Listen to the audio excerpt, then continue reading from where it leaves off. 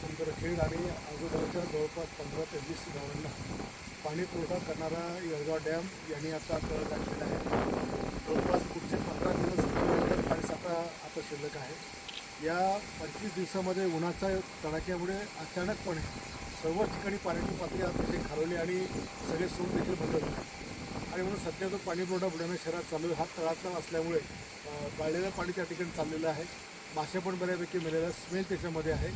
आठवड्याला नगरपालिका 25 ton alum bleaching gas chlorine वगैरे केमिकल टाकूनसुद्धा पाहिजे तसं पाणी शुद्ध करता येत नाही आहे आणि त्याच्यामुळे आपल्या बुलढाणा शहराकरता असलेली खडकपूर्ण स्टँड बाय योजना ही योजना गेल्या 15 दिवसापासून ते पाणी आणण्याकरता नगरपालिका आमची मुख्याधिकारी राजेश गायकवाड आणि आमची सगळी टीम जवळपास 15 दिवसापासून त्यावर काम करत होती. तिथले जे 2 पंप आहे उंदराणे कचऱ्यामध्ये पंप बंद पडले. DI पाईपलाईन जी रेवतीपर्यंत आलेली ती बऱ्याच ठिकाणी डॅमेज झाली आहे आणि पुढची जी पाईपलाईन आहे तीसुद्धा बऱ्याच ठिकाणी डॅमेज झाली आहे. त्याकरता टेक्निकल लोक म्हणून गुजरातच्या संस्थेने काम केलं ते गुजरातचे लोक या ठिकाणी बोलवले गेले. अकोल्याच्या माहीर कंपनीवाल्यांनी सुद्धा बाहेरचे लोक बोलवले.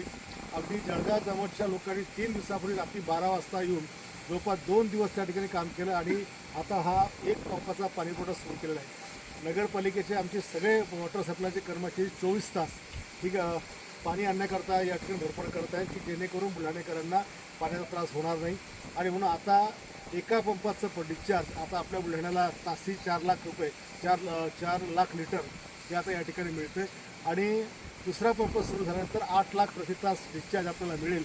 आमचा हाच प्रयत्न आहे की हे गाळलेलं पाणी किंवा हे जे काय खालचं गाळातलं पाणी आलं यापेक्षा चांगलं शुद्ध पाणी खडकपुराचं आपण बुलढाणेकरांना द्यावं. थोडा नागरिकांना देखील माझी विनंती की आता पाण्याचा हाहाकार सगळीकडेच आहे. थोडं पाणी जपून वापरा, कमी पाणी वापरा, पाण्याचा अपव्यय टाळा आणि काही भागामध्ये आमच्या लोकांच्या चुकांमुळे 3-3, 4-4 तास पाणी सुटलं गेलं त्याच्यावर आम्ही बंधनात याच्यामध्ये आणलेली आहे. त्याच्यामुळे आता सगळ्यांना मिळून पाणी टंचाईवर मात करायची आहे. संपूर्ण जिल्ह्यामध्येच हा पाण्याचा हाहाकार या ठिकाणी झालेला आहे पण तरीसुद्धा बुलढाणा नगरपालिका 5व्या ते 6व्या दिवशी पाणी देण्याचा प्रयत्न करत आहे. इतर ठिकाणची परिस्थिती फार वेगळी आहे.